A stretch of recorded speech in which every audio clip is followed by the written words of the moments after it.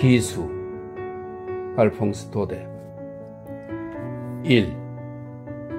연대는 철도의 제방 위에서 전투 중이었다. 맞은편 숲속에 모인 프르시아군은 이 연대를 표적으로 삼았다. 80m의 간격을 두고 총격전이 벌어졌다.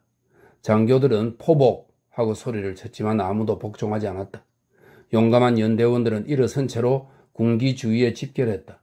무르익은 보리와 목장이 보이고 석양이 물드는 거대한 지평선에서 포연에 쌓인 채 고전을 하는 이 무리는 마치 들판에서 무수한 폭동의 첫 회오리 바람을 만난 가축대 같았다. 제방 위로 철의 비가 내리기 때문이었다.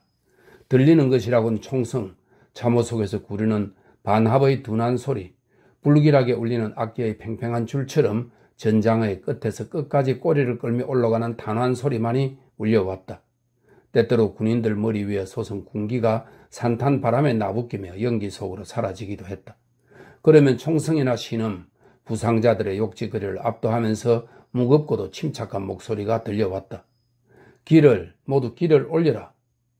그러면 곧 한 장교가 붉은 안개 속에서 희미한 그림자처럼 달려가고 이어서 영웅적인 군기는 또다시 이 전쟁터에서 높이 솟아 생생하게 나부낀다.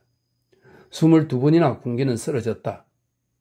22번이나 죽어가는 병사의 손에서 빠져나온 아직도 온기가 남은 군기 자루는 다른 손이 쥐고 다시 세운다.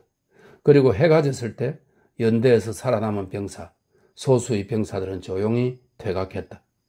그날 23번째 기수인 오르니의 손에 잡힌 군기는 한 조각 누더기에 지나지 않았다. 2. 오르니 상사는 복무표를 쇄신하던 노병으로 자기 이름이나 겨우 쓸 수 있는 정도이며 상사의 계급장을 다는데 20년이나 걸린 우둔한 자였다. 주워온 아이의 온갖 비참한 면모, 병영 생활로 우둔해진 행동거지와 더 지독해진 고집통이 이마, 배낭을 져서 굽은 어깨, 무의식적으로 얻은 대열 중의 병사와 같은 자태에서 역력히 나타났다. 게다가 그는 약간 말을 더듬었다. 그러나 기수에게 웅변이 필요한 것은 아니다. 전투가 있던 그날 저녁 연대장이 그에게 말했다. 너가 군기를 받드는 것이다. 잘 지켜라. 그러고는 이미 비와 포화로 엉망이 된 낡아 빠진 그의 군복 상의에 주보의 여자가 곧 소유의 금주를 꿰매 달아주었다. 그것이 겸허한 그의 일생을 통해서 유일한 자랑거리였다. 그 바람에 노병의 몸은 똑바로 수직이 되었다.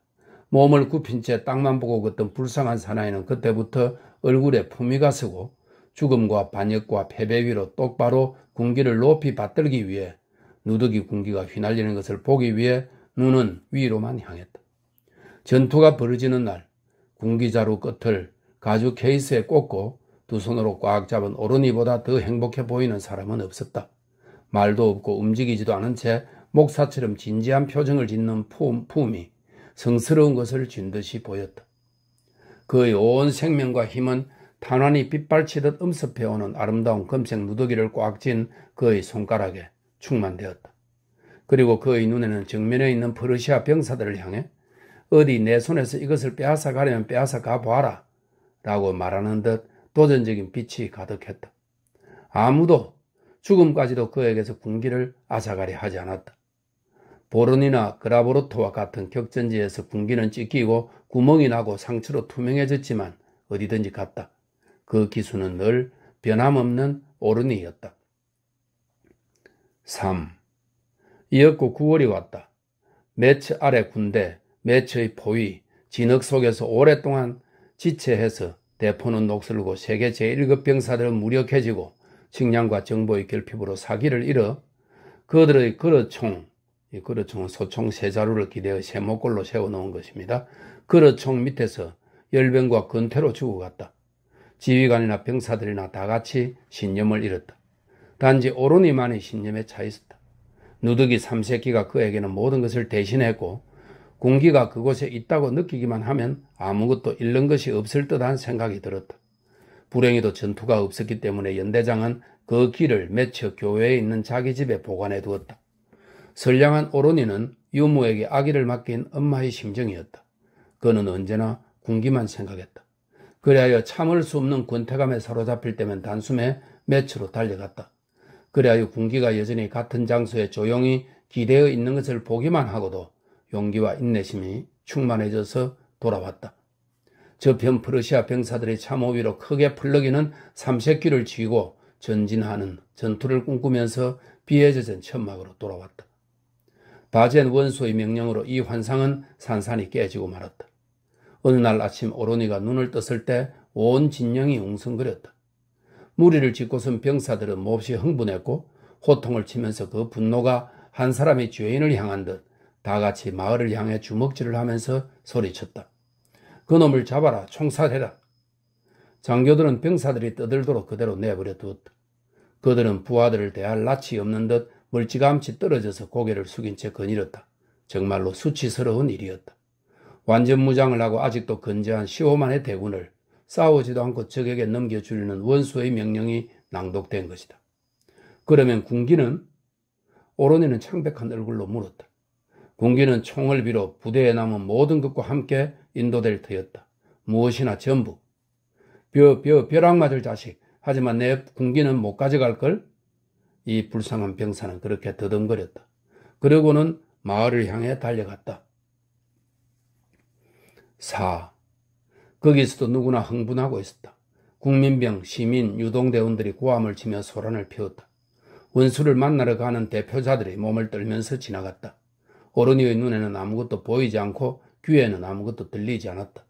교외의 길을 올라가면서 그는 혼자 중얼거렸다. 내게서 군기를 빼앗아 간다고? 가당치도 않은 소리. 그럴 수가 있을까? 그럴 권리가 있을까? 퍼르시아 놈들에겐 금빛 나는 마차나 멕시코에서 가져온 자기의 훌륭한 접시를 주면 될 거다. 그러나 군기는 내 것이다. 내 명예다. 아무도 거기에 손댈 수 없어.